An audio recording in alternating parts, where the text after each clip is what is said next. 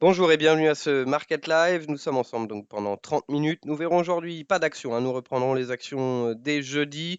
Nous allons regarder les indices techniques avec l'arrivée donc sur des seuils technologiques importants, des marchés qui sont toujours portés par l'espoir. L'espoir donc ici, c'est donc l'espoir de réouverture des économies et également un nouveau vaccin qui pourrait être bientôt en phase 1. Je rappelle qu'il y a trois phases dans l'étude d'un vaccin qui en général prend plutôt une dizaine d'années, voire 15 ans, ici qui pourrait être accéléré. Mais l'espoir de chacun des vaccins donc amène à une hausse. Aujourd'hui, c'est Novavax la dernière fois, donc nous avions une autre société qui amenait donc à ce type d'espoir. Et puis un retour finalement en arrière de l'espoir sur ce premier vaccin n'avait pas ramené à une baisse, mais nous reprenons l'espoir sur un autre vaccin.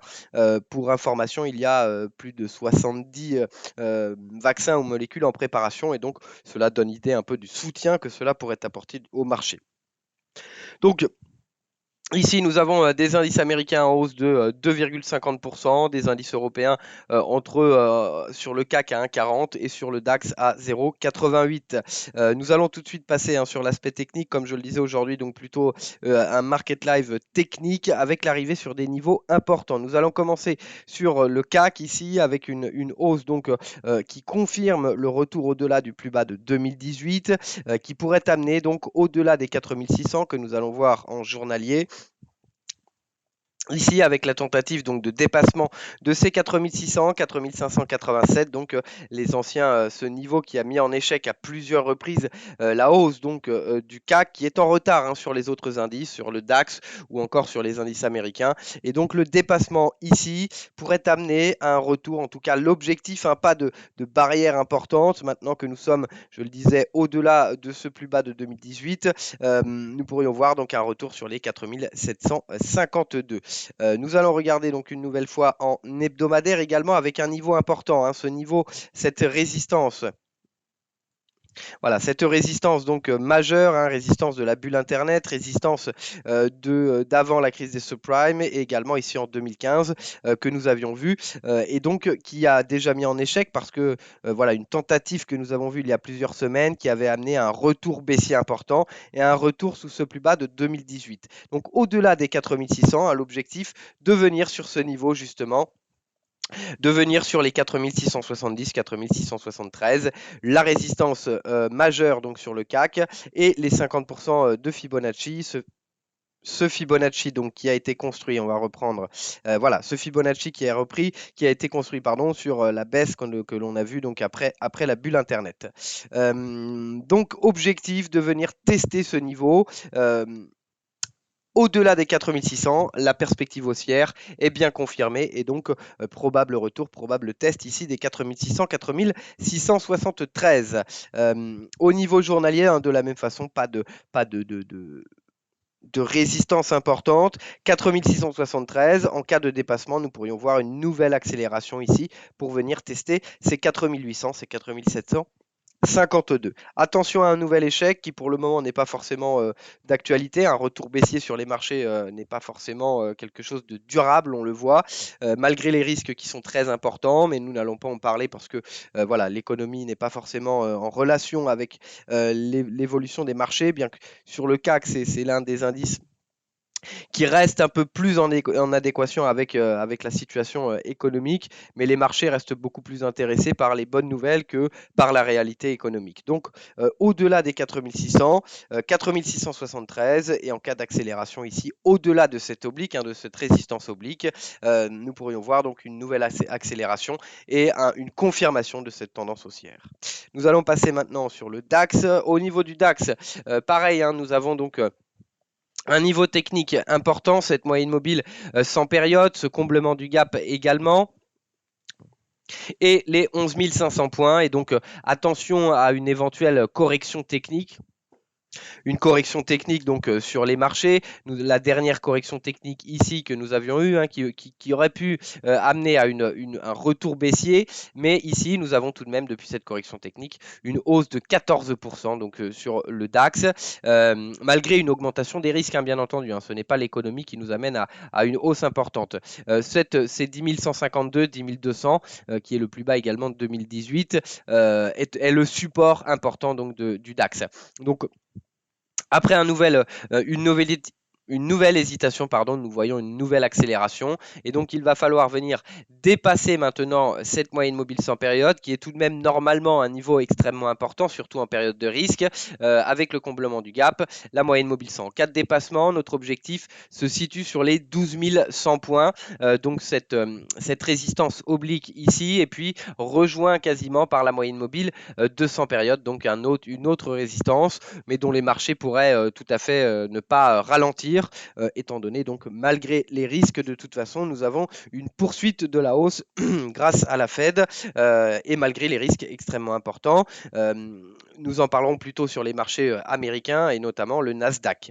Donc attention, tout de même prudence, en tout cas sur les 11 546, mais les marchés pourraient ne pas y prêter attention et continuer de progresser donc avec les 11 850 avec l'objectif intermédiaire, mais de revenir ici sur cette oblique et la moyenne mobile 200. Un échec et une correction qui semblerait plus technique étant donné les conditions de marché actuelles. Nous pourrions revenir sur les 11 350, le franchissement, attention à un test des 11 000, voilà, qui a été ici, on le voit, un retour baissier, donc une correction plutôt voilà, de 8%, qui semble dérisoire par rapport à l'évolution actuelle. Nous avons repris derrière cette baisse de 8%, donc comme je le disais, 14%. Donc ici, nous pourrions voir une correction technique depuis la moyenne mobile 100 avec une baisse de 4 à 5%, voire les 10 800, qui pourrait permettre une nouvelle fois le rebond. Mais voilà, un nouveau vaccin. Nous avons eu Novavax donc aujourd'hui, qui est donc qui pourrait atteindre la phase 1. Il y a 3 phases, il y en a qui échouent à la phase 3, et d'autres qui n'arrivent pas à la phase 1 malgré les annonces. En règle générale, en tout cas, ici, nous avons tout de même plus de 70 vaccins donc, qui sont en préparation, ce qui vous donne un peu une idée des soutiens financiers, donc en tout cas des soutiens au marché qui pourraient se poursuivre. Voilà donc sur le DAX 30, nous allons maintenant passer aux indices américains. De la même façon, le Dow Jones donc, qui est sur un niveau technique, le seuil des 25 000 points, ce plus haut également depuis le gap baissier que nous avons observé donc ici le 6 mars. Et donc au-delà des 25 000 points, l'autre objectif de venir ici sur le comblement du gap, qui correspond également à cette résistance oblique, qui impliquerait donc une accélération un peu plus ici de seulement 3%, donc qui correspond quasiment à la hausse que nous avons actuellement, ou presque sur les marchés, donc 2 séances pour venir ici au contact. En cas de dépassement de validation au-delà des 25 000 points, ce qui est en train d'être observé, nous devrions voir donc premier objectif 25 414, mais notre objectif donc de venir sur l'oblique et de venir sur les 25 800 qui comblerait donc ce gap au niveau des CFD. Voilà donc sur le Dow Jones. En cas, donc, comme je le disais, de correction technique, comme nous l'avons vu ici dernièrement, cette dernière correction technique, nous pourrions voir donc un retour baissier avec un support, donc un support sur les 24 000. Nous allons regarder en hebdomadaire ici. Voilà, un support sur les 23 900. Donc, sur la moyenne mobile 200, on parlait justement de cette hésitation sur la moyenne mobile 200. Maintenant, la hausse semble confirmée, en tout cas le franchissement de la moyenne mobile 200 semble largement confirmé. Mais en cas justement avec l'arrivée sur ces niveaux techniques, en cas de correction, voilà, une baisse de 5% qui pourrait d'autant plus confirmer cette tendance haussière si nous avions une correction jusqu'à la moyenne mobile 200 et un rebond par la suite. Donc avec l'arrivée ici des niveaux techniques, donc prudence comme je le disais, mais le marché, donc peu importe les mauvaises nouvelles, peu importe, nous avons l'OMS aujourd'hui qui a précisé que non pas une seconde vague, mais un second pic dans la première vague pourrait être visible, mais peu importe, cela n'inquiète pas les marchés. De la même façon, toutes les organisations internationales voit donc une récession et une crise qui va durer plusieurs années. Même la Fed, qui soutient les marchés, voit donc une, une crise qui pourrait durer, ou en tout cas un retour à la croissance qui ne pourrait ne pas être visible avant 2022. Je le rappelle, lorsqu'on regardait le FMI ou ces autres organisations, lors de la crise de 2009, hein, les perspectives ont été baissées de façon incessante, de façon à chaque trimestre de perspective, cela a été baissé. Donc de la même façon, ici, au niveau de FMI ou des autres organisations, les perspectives ont déjà été baissées et les personnes en charge préviennent que la crise sera longue, mais cela n'a pas d'impact. Mais en revanche, cela devrait en tout cas une nouvelle fois et probablement à plusieurs reprises, les perspectives devraient à nouveau être baissées. Mais peu importe, sur les marchés, nous sommes sur la bourse, nous ne parlons pas d'économie ici. Donc les 3022, 3015, nous sommes sur le S&P 500. Hein. Le S&P 500, c'est encore plus flagrant. Les 3000 points, donc ici, les 23,6 de Fibo, donc sur le bas ici de février 2016, ce double rebond que nous avions eu, les 3000, les 3022, également ces deux plus hauts, hein, en tout cas qui avaient mis à plusieurs reprises en échec la progression donc du S&P 500. Donc de la même façon, attention à une petite correction technique hein, qui pourrait nous amener sur la moyenne mobile sans période, qui avait amené une hésitation également, mais de la même façon qui pourrait permettre au marché de rebondir encore une fois, avec si nous avions une correction justement sur la moyenne mobile 100 pour confirmer justement que tout va bien et que les marchés continuent de progresser. À la hausse en revanche, si nous avons une accélération en tout cas au-delà de la moyenne mobile 200, on le voit en journalier ici, hein, au-delà des 38, c'est un Fibo lui qui a été fait sur le plus bas de 2018. Voilà, le Fibo de 38,2 des 3000, la moyenne mobile 200 périodes également. Le franchissement et notre objectif ici se situe sur les 3140 points. Cette oblique, donc résistance oblique, et également le plus haut après cette hésitation, donc une résistance qui avait mis en échec la progression. Nous terminons sur la fusée Nasdaq 100. Le Nasdaq 100, lui, qui continue de progresser, qui fait croire à une reprise en V. Lorsqu'on parle de reprise en V, c'est plutôt de l'économie qu'on parle et non pas des marchés financiers. Normalement, cela est lié, bien sûr, et donc pourrait être justifié, mais on a plutôt une poursuite de la baisse, ou en tout cas sur l'économie, on a ce qu'on appelle très probablement ce qu'on va voir une reprise en L, donc une chute importante et une reprise très très lente. Par contre, les marchés financiers ont bien pris en compte cette reprise en V et on le voit sur le Nasdaq 100 ici, comblement du gap, pas de résistance, donc objectif plus haut historique ici, si nous voyons une accélération, une poursuite de la hausse, c'est donc le plus haut historique qui nous attend. Seulement une petite hausse hein, avant le plus haut historique par rapport au plus haut de la journée sur les CFD, 1,30% seulement de hausse avant le plus haut historique. Et puis bien sûr, ces 10 000 hein, que tout le monde attendait avec la hausse Fed ici, cette première hausse Fed en tout cas, avec les 3 baisses de taux de la Fed qui avait conduit à une forte accélération.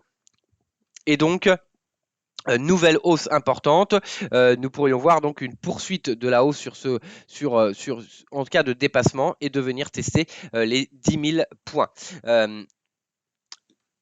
Sur le Nasdaq, on va regarder un petit peu, attention au Nasdaq, à cette bulle, voilà la bulle Internet ici, hein, la bulle Internet qui avait démarré donc plutôt sur octobre 2018, si on voit l'accélération.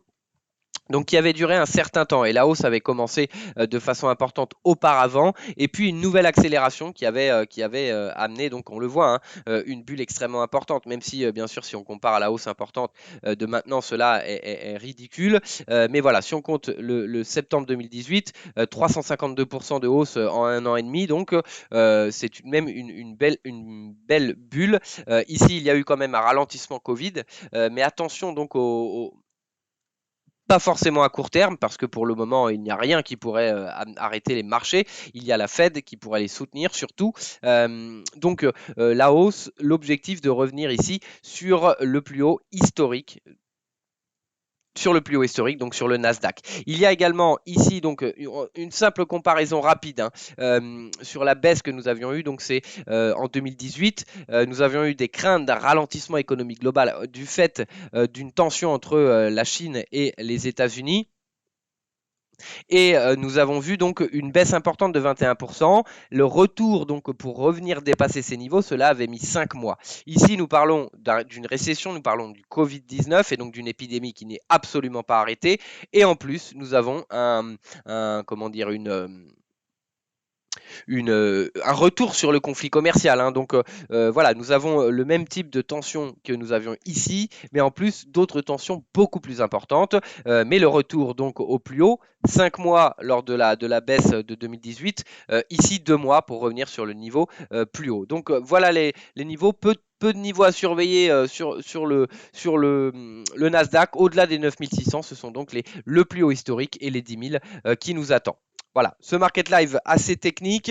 Nous ne parlons pas d'économie, hein, parce que les marchés ne semblent pas intéressés par les risques importants ou par les risques de l'épidémie ou par les risques géopolitiques. Nous parlons donc uniquement d'aspects techniques et la Fed donc a bien fait son travail et en tout cas pour le court terme, attention au très long terme. Une simple hausse de taux parce qu'il y a de l'inflation, ce serait une catastrophe sur les marchés, mais ce sera à long terme, donc dans plusieurs années, on aura le temps de voir ce qui se passe.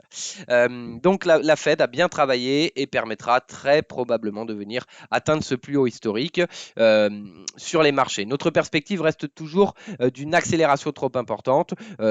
Loin de voir un effondrement des marchés immédiat, voilà, un retour plus lent comme l'économie, hein, bien sûr, serait beaucoup plus en adéquation justement avec la situation.